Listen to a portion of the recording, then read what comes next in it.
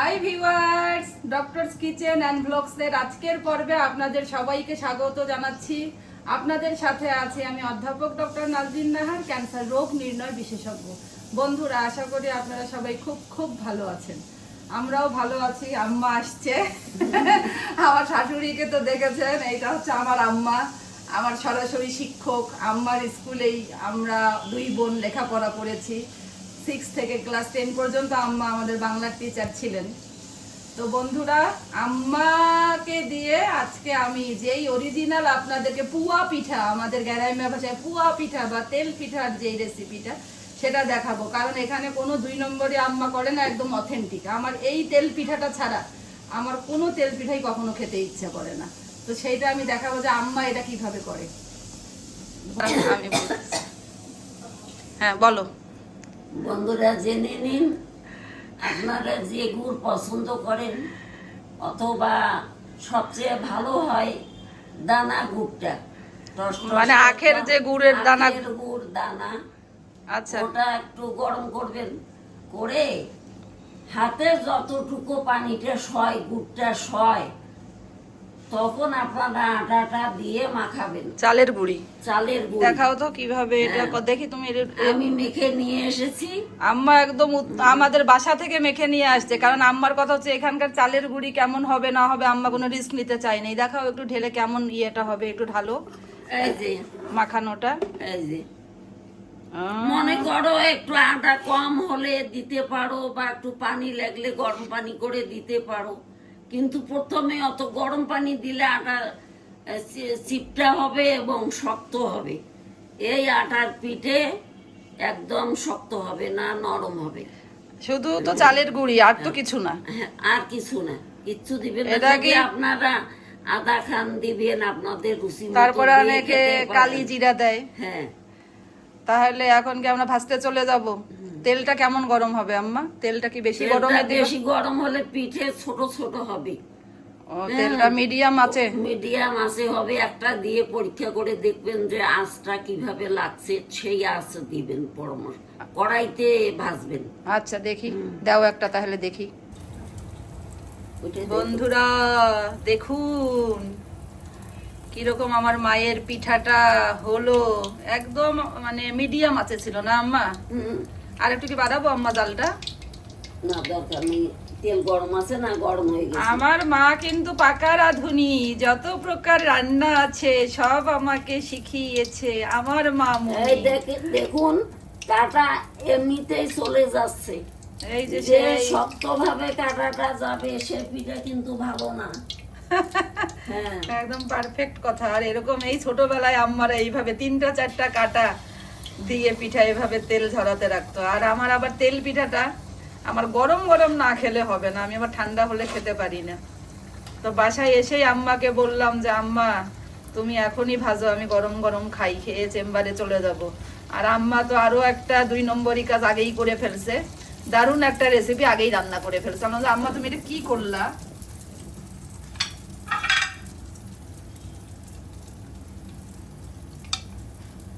দেখুন বন্ধুরা, মানে সেই রকম ফোলা ফুলবে, সফট হবে, বর্ডারটা ক্রিস্পি হবে, ভেতরে কোনো গুটি পাকায় থাকবে না, তাই না আম্মা? হ্যাঁ, বা ভেতরে কাঁচা থাকবে না। খাবার সময় দেখাবো আপনাদেরকে। কিন্তু মাখানোটা ঠিক পারফেক্ট হতে হবে। এটা কেউ পারবে না আম্মা, আমি পারি না, তুমি আমাকে খাওয়াও। এটার জন্য আমি দেখাচ্ছি। আমি একদিন চেষ্টা করছি, ভাই রে ভাই, কি যে হইছে এটা, একা বেকা জ্যাকা ছক্কা লুডু সব হইছে, পিঠা আর হয় না। হ্যাঁ, আর আমার শাশুড়ি করে কি 2 মিনিটে পিঠা বানায় ফেলে, কিন্তু অনেক ভেতরে কারিগরি আছে। আমরা যে না, কারিগরির পিঠা আমি খাবো না, আমার এই ন্যাচারাল পিঠাটা। এটা বড় আপা আম্মার কাছে কিছুটা রপ্ত করতে পারছে, কারণ বড় আপা তো ছোটবেলা থেকে মায়ের রান্না করছি। বড় আপা তো ছোটবেলা থেকে আম্মাকে হেল্প করতো। আর ভাজবো না নাকি? না, 4-5টা ভাজো না, গরম গরম খাবো না, খাই। আমি তো ভাত এই জন্য কম খেলাম। আম্মা তুমি কেন এরকম করছো? প্লেটটা দে, চুলের উপরে দে। এখানেই রাখি, এখানে রাখো না তুমি, আস্তে আস্তে। এই যে, ও বাবা, মাশাআল্লাহ মাশাআল্লাহ। শীতের সকালে আম্মাকে ঘিরে আমরা চুলার পাড়ে বসে থাকতাম, আর আম্মা ভাজতো আর আমরা সাবার করতাম। আম্মা আচারের গল্পটা বলো, আচার যে বানায় তারপরে কতদিন তুমি রাখতে পারতা? আম্মা বলো না। ওটা যত্ন করে রাখতে হবে। না, আমরা যে তোমার কড়াইতেই শেষ করে ফেলতাম। আমার আচার আমি কড়াই থেকে বয়মে তুলতেই পারতাম না, তাতে আমার 5 ছেলে মেয়ে খাওয়া দাওয়া শেষ।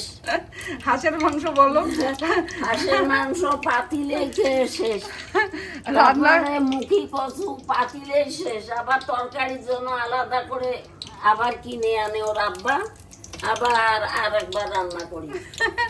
মানে আম্মা বলছে আমরা যখন এই মেডিকেল কলেজের ছুটিতে যেতাম বাসায়, ভাইয়া যখন আসতো ভার্সিটি থেকে, আমরা যখন সবাই মিলে বাসায় যেতাম, আম্মাকে ঘিরে যে টেস্ট করতে বসতাম লবণ, তাতে আমার 2 হাত শেষ হয়ে যেত।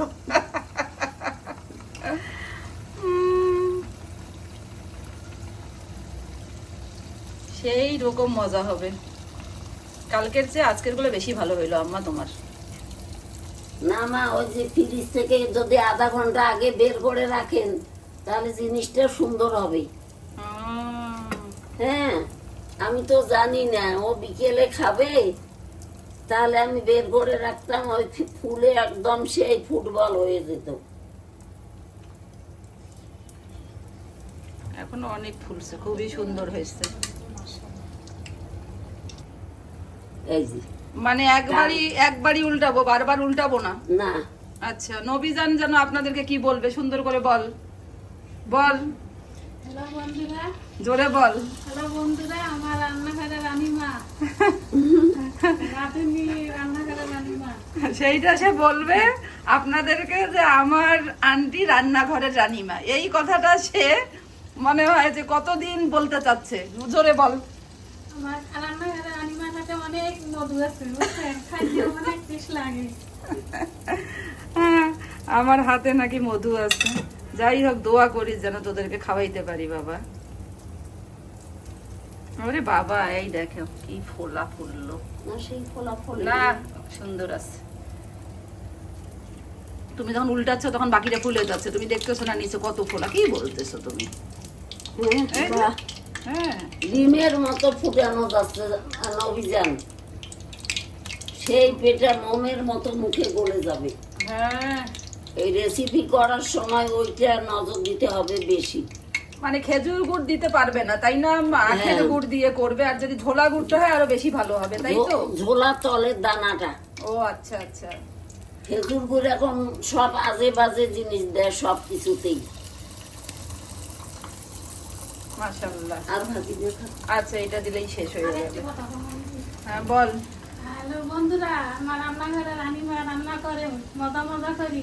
রান্না এমনকি রান্না করবেন, খাইবেন, আর আমার রানীমার জন্য একটু দোয়া রাখবেন।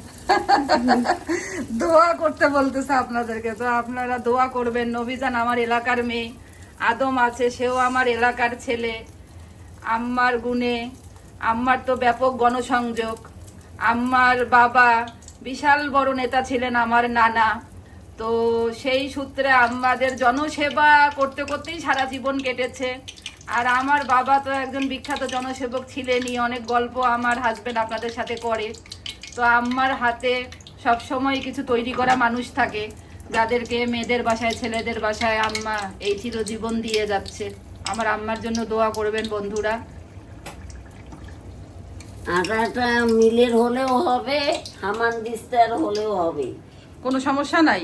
না কিন্তু ওই বেশি গরম পানি যদি মিলের আটায় দেয় সে পিঠা ভালো হবে না। আমি যে রেসিপি বললাম হ্যাঁ। ওইভাবে মাখাবে।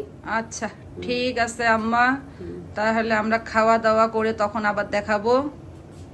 তো বন্ধুরা, আমার মায়ের পিঠা ভাজা হয়ে গিয়েছে, সবগুলো খেয়েও ফেলেছি। আদম গোসলে গিয়েছিল, তাই ভিডিওর শেষ হতে হতে একটি পিঠা বাঁচিয়ে রেখেছি। এত সুন্দর হয়েছে পিঠা বন্ধুরা, দেখুন ভেতরটা, দেখুন যে কিরকম নরম, সফট, ফ্লাফি, ফাঁকা ফাঁকা, কোনো কাঁচা নেই, কোনো গিলটি পাকিয়ে নেই।